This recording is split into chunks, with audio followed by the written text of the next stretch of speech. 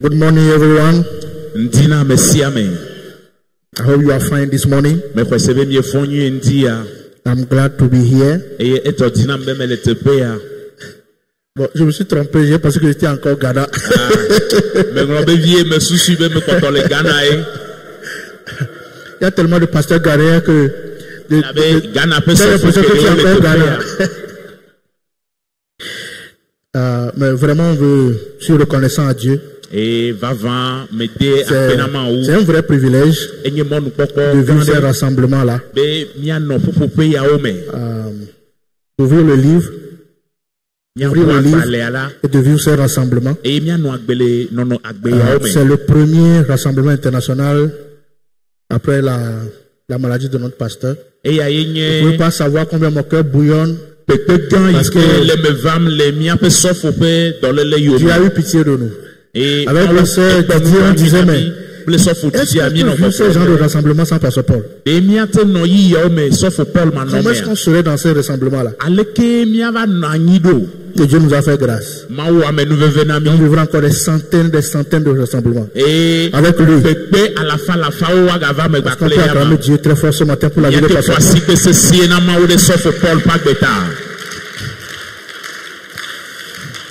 Je bénis Dieu ce matin pour la vie de tous ces grands hommes de Dieu depuis le Ghana qui ne cesse de nous bénir dans la parole de Dieu, Pasteur Shibeli, Pasteur Bamouni, Pasteur Emile. C'est vraiment magnifique d'être à côté d'eux et de recevoir à la source. Et ce matin, j'aimerais juste lire avec vous Acte 4. Verset 1 à 4. Acte 4, verset 1 à 4.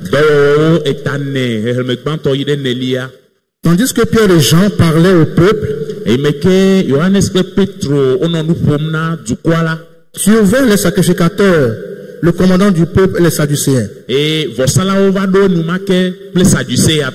Mécontents de ce qu'ils enseignaient le peuple et annonçaient à la personne de Jésus la résurrection des morts. Ils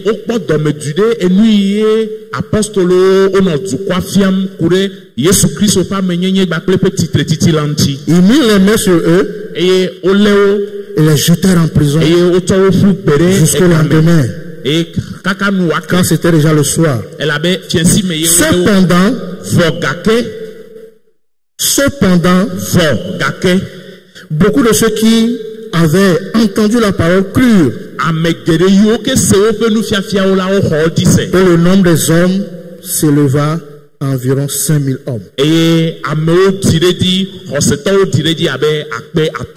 Alléluia. Amen. Vous savez, récemment, l'Algérie a décidé de fermer toutes les églises évangéliques.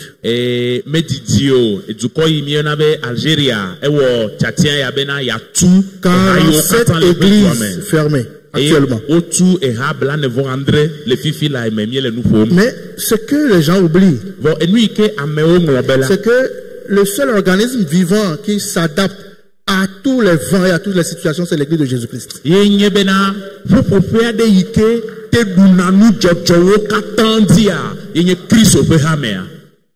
Parce que Jésus dit dans Matthieu 16, verset 18, je bâtirai mon église. Et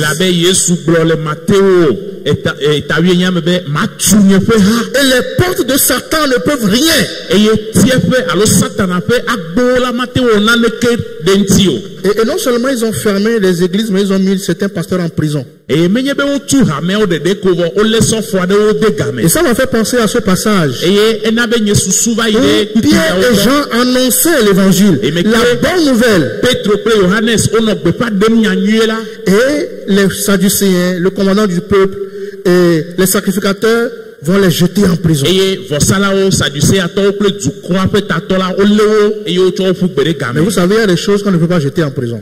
Il y a des choses qu'on ne peut pas enchaîner. La Bible dit que à la première prédication de Pierre en Acte 2, il y a eu 3000 convertis.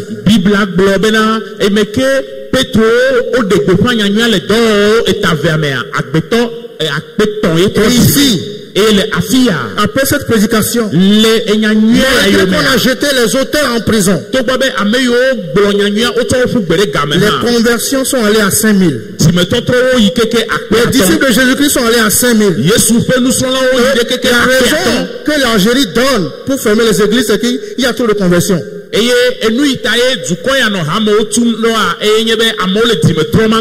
il y a des choses qu'on ne peut pas enchaîner. Il y a des choses qu'on ne peut pas jeter en prison.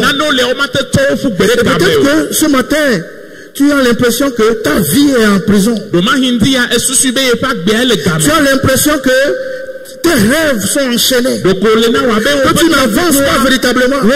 C'est comme si déjà au début de cette année, tes projets n'avancent pas véritablement. Que tu es en prison.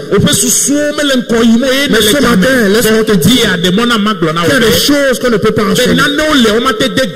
Et la première chose, c'est la parole de Dieu. Les promesses de Dieu pour toi ne peuvent pas être enchaînées. Ésaïe 55, le verset 10 et 11.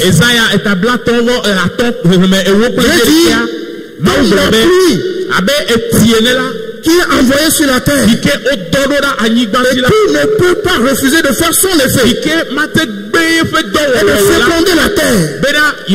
Ainsi est ma parole. Elle a été libérée sur ta vie. Peu importe les obstacles, elle portera du fruit. Rien ne peut enchaîner les promesses de Dieu sur ta vie. Rien ne peut empêcher les promesses de Dieu de s'accomplir pour toi. Dis aux situations ce matin, c'est trop tard.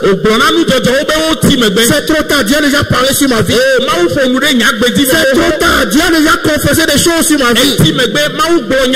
Parce que rien ne peut enchaîner la parole de Dieu.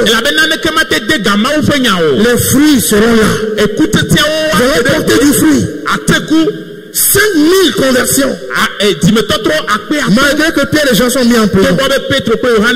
Une autre chose qu'on ne peut pas enchaîner, c'est l'amour de Dieu.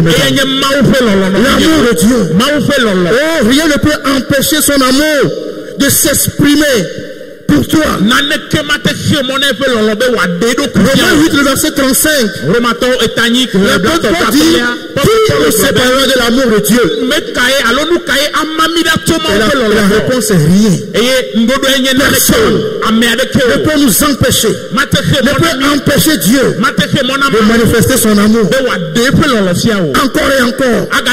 Jérémie 31, verset 3. Il dit, de loin même, Dieu se montre et dit, je t'aime un amour éternel. Et c'est pourquoi je te conserve ma bonté.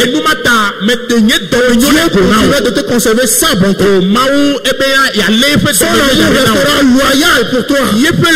Peu importe les circonstances défavorables. Peu importe les circonstances défavorables que tu vis ce matin. Tu as l'impression que c'est comme tu es enchaîné. Son amour va se manifester. Son amour sera conservé encore. Sa bonté restera loyale pour toi. Une autre chose qu'on ne peut pas enchaîner, ce sont les desseins de Dieu. Les projets de Dieu. Jérémie 29, verset 11. Il dit, je prends les projets que j'ai formés sur ta vie. C'est des projets de paix et de bonheur.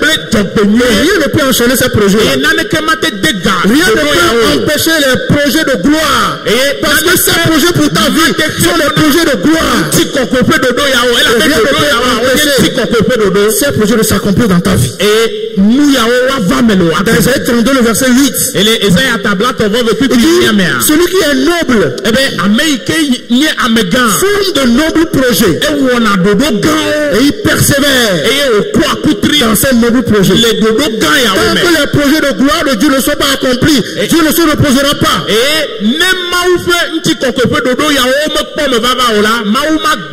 Personne ne peut jeter ses projets en prison. Alléluia. Amen. Une autre chose encore, c'est l'œuvre du Saint-Esprit. L'œuvre de transformation. Mes amis, il y a une œuvre qui a démarré dans nos vies. Nous irons de transformation en transformation.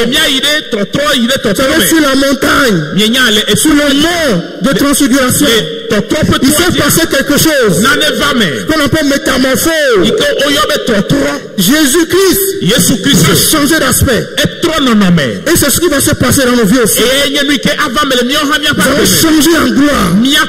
Parce que l'Esprit a démarré une œuvre. Philippiens 1 verset 6. Il dit celui qui a commencé cette bonne œuvre dans nos vies va l'achever. Va la rendre parfaite. Il va aller jusqu'au bout. Ce matin, peu importe ce que tu vis, peu importe la situation défavorable, peu importe que tu aies l'impression que ta vie est en prison, enchaînée, tes projets, tes rêves, les promesses de Dieu pour toi sont oui et amen. Dieu a parlé. Dieu a libéré sa parole. Et elle va s'accomplir. Son amour pour toi ne changera pas. Rien ne pourra la retenir. Son amour pour toi va se manifester pleinement.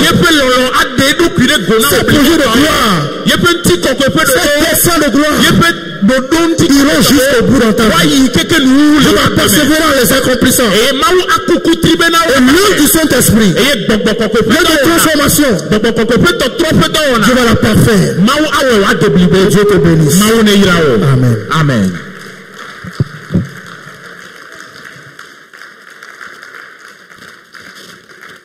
Ok, nous disons merci à Pasteur Joël, on le raccompagne.